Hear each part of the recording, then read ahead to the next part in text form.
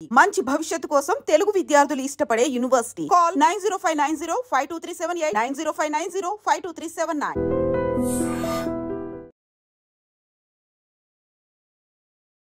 నమస్తే, welcome to I dream inside politics with కవిత.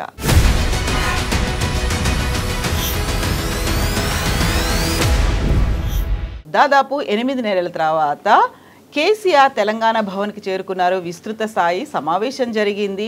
25 ఏళ్ల ఉత్సవాన్ని ఘనంగా నిర్వహించుకోవాలని అయితే మార్గనిర్దేశకం చేశారు. అయితే కేసీఆర్ మాస్టర్ ప్లాన్స్ ఎలా ఉండబోతున్నాయి, నెక్స్ట్ స్టెప్ ఏంటి, నిజంగానే కేసీఆర్ గట్టిగా బలంగా కొట్టబోతున్నారా, దానికి ఇంకాస్త సమయం ఉందా, ప్లీనరీలు ఎప్పుడు నిర్వహించుకుంటారు, ఇవన్నీ బోల్డ్ అని క్వశ్చన్ మార్క్స్ ఉన్నాయి. అయితే కేసీఆర్ నెక్స్ట్ స్టెప్ ఎలా ఉండబోతుంది, రాజకీయంగా ఎప్పుడు బయటికి రాబోతున్నారు, ఉద్యమాలు, నిరసన కార్యక్రమాలు, ఇతర కార్యక్రమాల్లో కేసీఆర్ ఉండబోతున్నారా లేదా, ఎంత టైం తీసుకుంటారు? మనతో పాటుగా ఉన్నారు పొలిటికల్ అనలిస్ట్ ప్రకాష్ గారు. ప్రకాష్ గారు నమస్కారం. సో మీరు కూడా విస్తృత స్థాయి సమావేశంలో పాల్గొన్నట్టున్నారు. అవుట్కమ్ ఏంటి ఓవరాల్గా అక్కడ?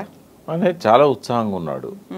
రెండవది, ఆయన లోపల ఉన్న కాన్ఫిడెన్స్ చూస్తే ఇంకా మనం ఏం చేయాల్సిన అవసరం లేదు, అంతా ఆయనే చూసుకుంటారు. అసలు ఆయన కూడా ఏం చేయాల్సిన అవసరం లేదు. కాంగ్రెస్ తనకు తానే డిస్మాంటిల్ అవుతున్నది. ఇంకా మనం ఏం చేయాల్సిన అవసరం ఉంటుంది?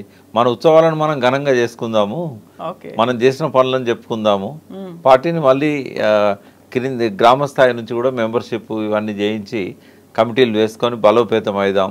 మనం ఏం చేయాల్సిన అవసరం లేదు. వాళ్ళే హామీలు ఇచ్చినలు ఫెయిల్ అయినలు ప్రజలు అర్థం చేసుకుంటున్నారు, ఇంకా అన్నీ మనకు అనుకూలంగానే జరుగుతున్నాయి అని ఒకసారి ఎట్లుండే తెలంగాణ, దాన్ని ఎట్లా చేయగలిగినాం, ఎక్కడుండే ఎక్కడికి వచ్చింది, ఒక్కొక్క రంగంలో నిజాం కాలం నుంచి ఎట్లాంటి పరిస్థితులు ఉండేది, సమైక్య రాష్ట్రంలో ఎట్లుండేది, ఈ గత 10 ఏళ్లలో ఎట్లా చేయగలిగినాము, మహా ఉత్సాహాన్ని నింపగలిగాడు. ఒక 2 గంటల సేపు ఏకదాటిగా ఆ పరిస్థితులను కంపేర్ చేస్తూ నక్సలైట్ ఉద్యమము, నక్సలైట్లను ఎట్లా చంపేటోళ్ళు బూడోకు ఎన్కౌంటర్లలో, ఇవాళ అటువంటి సిచ్యువేషన్ ఉన్నదా, వ్యవసాయం సంగతి ఏంది, మన నీళ్ళన్నీ పోతుంటే మనం కళ్ళారబెట్టి చూస్తుండే వాళ్ళం, అడిగితే నక్సలైట్ అని కాల్ చేసే పరిస్థితి. అటువంటి పరిస్థితి నుంచి మనము నెత్తురొలికిన నేల మీద ఇవాళ హరితవనాలను మొలిపించినాం. ఆ పాట స్టాంజా కూడా చెప్పిండు, నెత్తురోలకంది ఎప్పుడు నేల రాలంది ఎప్పుడు అని చెప్పి ఒక కవి వాడిన పాటలోంచి 2 లైన్లు తీసుకొని, అటువంటి తెలంగాణ నెత్తు రోడంది ఎప్పుడు నేల రాలంది ఎప్పుడు. అయితే అటువంటి పరిస్థితి నుంచి వాళ్ళ మనం ఎంత పీస్ఫుల్ తెలంగాణ క్రియేట్ చేయగలిగాం. బట్ ఇవి పరిపాలన వాళ్ళే కావాల్సిన ఆయుధాలు మనకిస్తున్నారు. ప్రజలంతా కూడా ఇప్పటికే వీళ్ళ ఏ హామీ, ఒక ఆ బస్సులది తప్ప, మహిళలకు ఫ్రీ బస్ తప్ప ఏది అమలు కాలేదు, ఏది కూడా సంపూర్ణంగా అమలు చేయలేదు. రుణమాఫీ అన్నాడు, అది సగం కూడా చేయలేదు. రైతు బంధు అసలు ఇస్తూనే లేడు. ఇట్లాంటి అన్ని అంశాల మీద, మహిళలకు పెన్షన్ అన్నాడు, అది ఇవ్వట్లేదు. అన్నీ ఒక్కొక్కటి చెప్పుకుంటూ వచ్చాడు. ఆయన ఈ దాదాపు ఒక 80 ఏళ్ళ తెలంగాణను ఆవిష్కరించాడు. ఓకే. సో అందరి లోపల ఒక కొత్త ఉత్సాహం వచ్చింది. ఆయన ముందు మాట్లాడిన తర్వాత ఒక 28 మందితో మాట్లాడించాడు. మీరున్నారా మాట్లాడిన దాంట్లో? నేను రాసిచ్చాను. ఎవరైనా మాట్లాడవచ్చు అని ఫ్రీ హ్యాండ్ ఇచ్చాడు. మీరు చేతులు ఎత్తండి నేను పిలుస్తా అన్నాడు. బట్ నేను రాసిచ్చాను. ఆ రోజు ఆయన అడిగిన సలహా ఏంటంటే, రజతోత్సవాలను ఏ రకంగా జరుపుకోవాలి సూచనలు ఇవ్వమని అడిగాడు. అయితే మిగతా వాళ్ళందరూ వాళ్ళ లోపలున్న ఆవేదన ఇట్లాంటివన్నీ చెప్పుకుంటూ వచ్చారు, ఏమేం చేయాలి పార్టీని బలోపేతం చేయడానికి. బట్ నేనేం చేశానంటే, రజతోత్సవాల సందర్భంగా ఎట్లాంటి కార్యక్రమాలు చేస్తే బాగుంటుంది అనేది రాసి ఆయనకే ఇచ్చాను. కొందరు మంత్రులు కూడా, మాజీ మంత్రులు కూడా మాట్లాడారు. శ్రీనివాస్ యాదవ్ కానీ, శ్రీనివాస్ గౌడ్ ఇట్లాంటి వాళ్ళు కూడా మాట్లాడారు. దాసో శ్రావణ్ మాట్లాడాడు. ఇంకా చాలామంది కార్యకర్తల దగ్గర నుంచి మాట్లాడారు. మహిళలు కూడా మాట్లాడారు. కొంతమందిని ఆయన ప్రత్యేకంగా పిలిచి మాట్లాడిచ్చాడు. బట్ ఏదైనా ఒక మంచి వాతావరణంలోనే జరిగింది. అందరికీ ఒక ఆనందం, ఉత్సాహం వచ్చింది. మళ్ళీ అధికారంలోకి వస్తామనే ఒక విశ్వాసాన్ని ఆయన ఇవ్వగలిగాడు.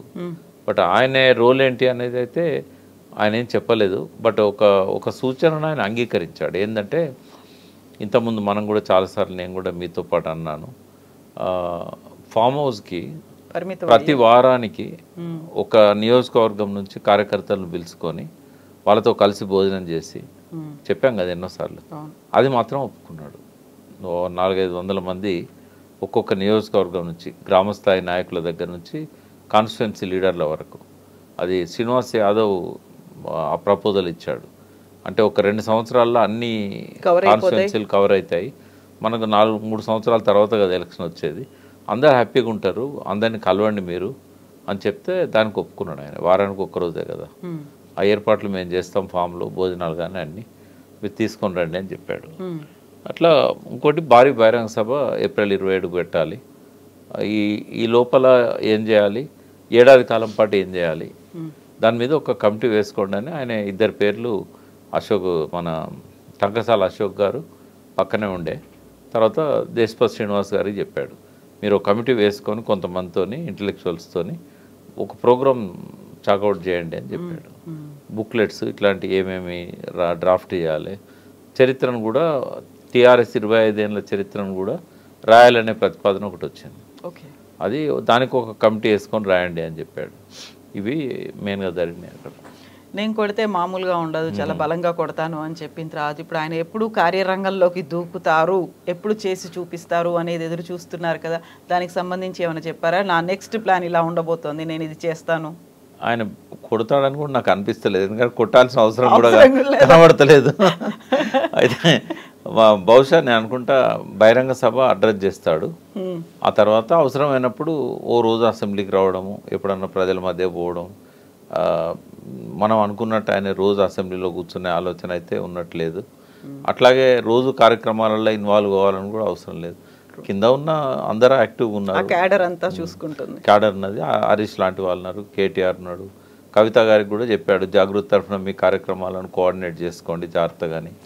ఆమె చేసేది ఆమె చేస్తూ ఉంటుంది. ఒకరిద్దరి దగ్గర నుంచి బీసీల విషయంలో కొంత ప్రతిపాదనలు వచ్చినాయి, బీసీలను కలుపుకొని పోవాలి బీసీ నాయకత్వాన్ని, అట్లా అది కూడా దాని మీద ఆయన ఏమి కామెంట్ చేయలేదు. బట్ ప్రతిపాదనలు అయితే వచ్చినాయి. అంటే ఒక అసంతృప్తి కొంత కనబడతా ఉంది. కాంగ్రెస్ బీసీకి అధ్యక్షుడిని ఇచ్చింది, బీజేపీ వాళ్ళు సీఎం అనే చెప్తున్నారు. అయితే అంత ధైర్యంగా ఎవరు నేను చెప్పినట్టుగా ఇక్కడ వర్కింగ్ ప్రెసిడెంట్ ఇవ్వండి బీసీకి అని ఎవరు చెప్పలేడా, కానీ ఒక ఆవేదన అయితే బీసీలలో కనబడ్డది. ఎట్లా ముఖ్యమంత్రి రాదు టీఆర్ఎస్ పార్టీలో, కనీసం ఒక వర్కింగ్ ప్రెసిడెంట్ అన్న కేటీఆర్ పక్కన ఒకరు ఉంటే తృప్తి ఉంటుంది అనేది కొంత కనబడ్డది క్యాడర్లో. బట్ అది చెప్పే ధైర్యం కూడా అక్కడి వరకు లేదు. ఒకరిద్దరు కొద్దిగా గొనిగిన్లు బీసీల విషయంలో కొద్దిగా మిగతా పార్టీలు ముందు పోతానే అన్నట్టుగా అది చేశారు. నిజంగా ఒక అసంతృప్తి అనేది అక్కడ కనిపిస్తుందా? ఎందుకంటే కులగణన విషయంలో మాత్రం బాగా కనబడ్డది.